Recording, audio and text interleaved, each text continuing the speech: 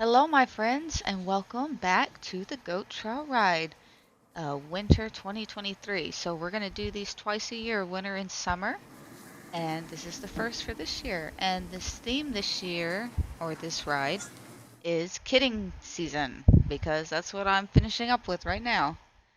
So just to let you know, there might be some birth in this video. I'll try to warn you before, but let's go ahead and get started.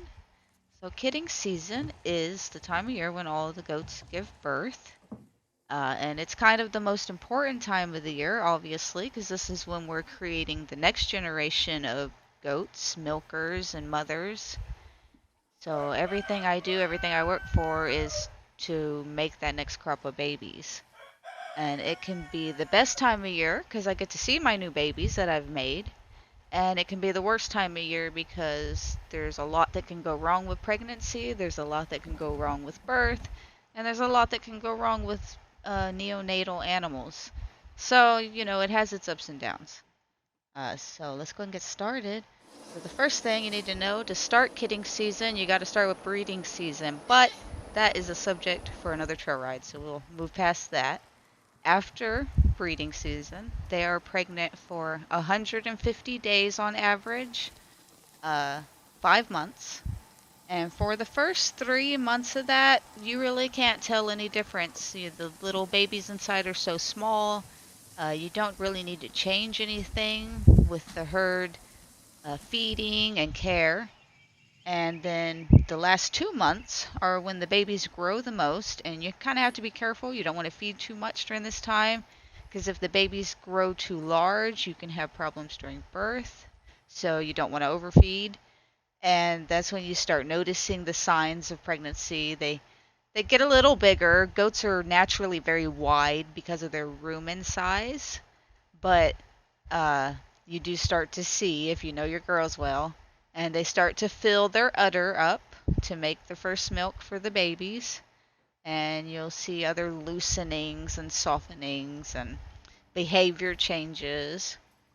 And then about 140 days in, you really start watching.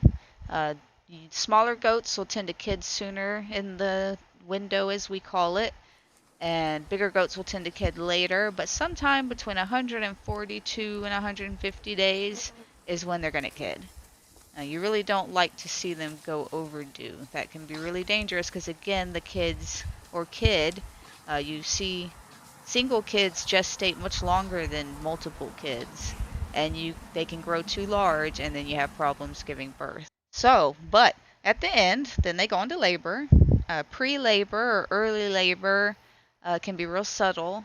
The girls will kind of separate from the herd. They'll hang out in their spot that they want to give birth in. They'll just chill. And that can last from like 30 minutes to 3 days. It just depends on the goat and how they're going to go about their business. So after early labor, they move into active labor. This is the stage that I want to be on hand for in case anything goes wrong. So they'll start pushing, their cervix will dilate, and it's just like any other birth. They'll push out the amniotic sac, and when that bursts, then that's kind of when your clock starts. Up until that point, you're pretty much okay to just kind of sit back and wait most of the time. But when the amniotic sac bursts, the first sac, then it's time to get going. And you really want to be on hand or watching or just making sure everything is progressing as it should. So the baby should come with his two little feet and the nose on top, just like a horse, the same way a horse will be born. And it's like the swimmer's position, they call it. Now, unlike horses, goats are really prone to being born in all kinds of positions. While the swimmer's position is ideal, they can come a whole number of other ways. And many of those ways are just fine. They come out just the way they should. Back legs first, or 1 foot and a head, or just the head and the legs are back.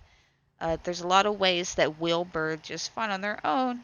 But it's always best if you're right there and you're on hand and you're experienced to kind of shift them a little. And there's uncountable ways that they can present in the canal that is not suitable for birthing out, and you have to go in and fix that. And that's a big part of my job. The labor and delivery is somewhere I specialize. I think we counted the other day. We were looking because we were curious, and I have 843 recorded births in my last 15 years. So that's pretty good bit of experience, I have to say. So this is kind of my favorite part. This is where I feel confident. I know what I'm doing. If the baby is malpositioned and we're looking at a dystocia, I know what to do. And in those 15 years, I think there's been 4 times I could not remove the baby myself. 2 of those times, the babies were just not going to fit through the birthing canal. There was no way. They were oversized single bucks. And one of those times I got the baby out after an epidural at the vet's office, so that was very nice. And one of those times, what was the other one? Oh, I wasn't on hand. I was away, and she tried to give birth, and she could not pass the baby because it was malpositioned, and she had pushed so hard that the baby became just jammed, and we had to do a C-section for that one too. So goats are all kinds of exciting during kidding season, and that's definitely my busiest time of year.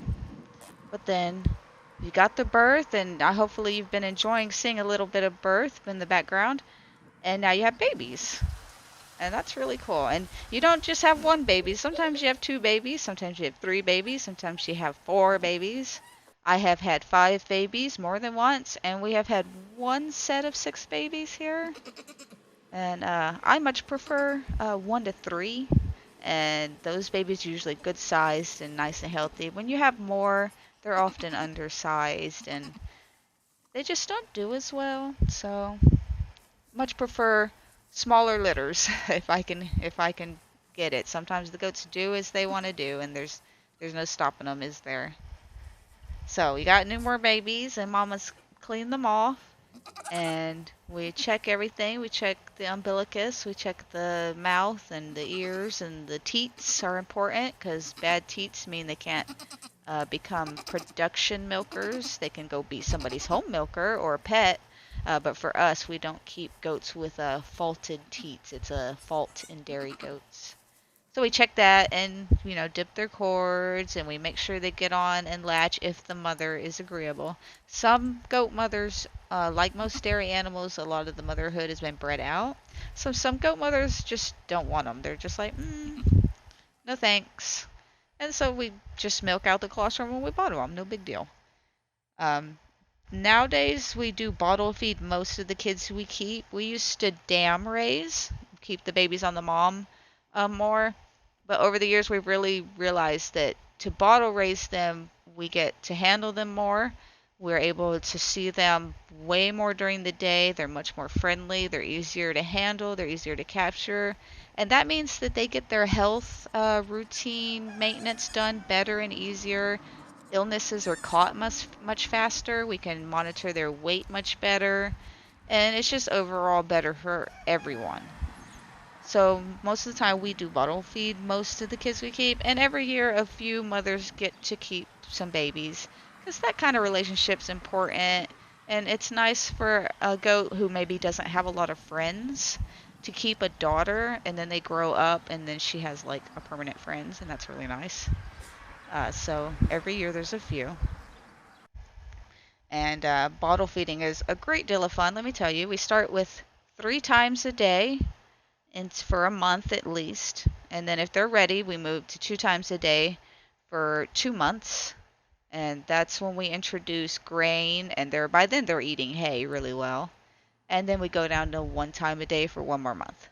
And then we have weaning, which is always a good bit of fun because not only do we need to wean the bottle kids, which is pretty easy, we just don't give them any more milk and they're real mad at us for a while. We also need to wean the dam race kids. And a lot of times that does not get done till breeding season. And during that time, we just separate out the young kids away. And so they can't get at their mamas anymore. And it's a big drama for a day or 2. And then they just kind of settle down and they know this is the way things will be. And hopefully, when we put them back together, they don't go nurse off their mamas again. Because we have had issues where young goats will continue to nurse off their mamas until well into adulthood, and that can be problematic for a lot of reasons.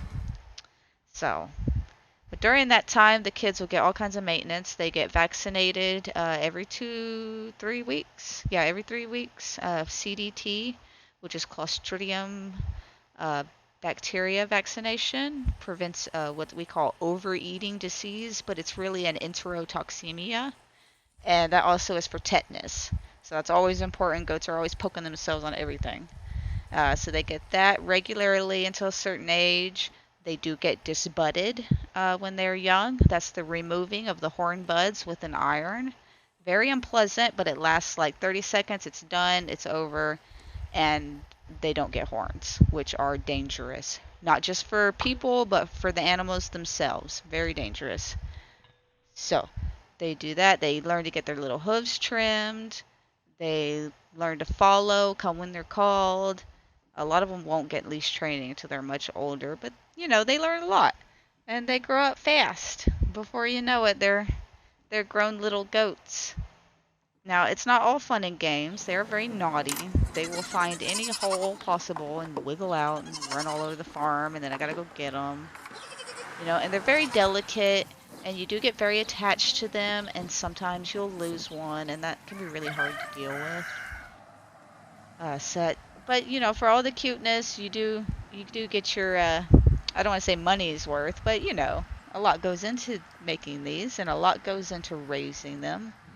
And I've really talked mostly a lot about positive sides. I kind of left out a lot of the negative that can happen during kidding season. But I do want to say that this year I can kind of avoid talking about it because we had a really good year. We didn't lose any pregnant mothers. We didn't lose any uh, mothers to kidding related issues, which can happen. At this point, just like last year, we are at 100% survival rate with the kids, which is super awesome. And all the ones we've kept are doing great.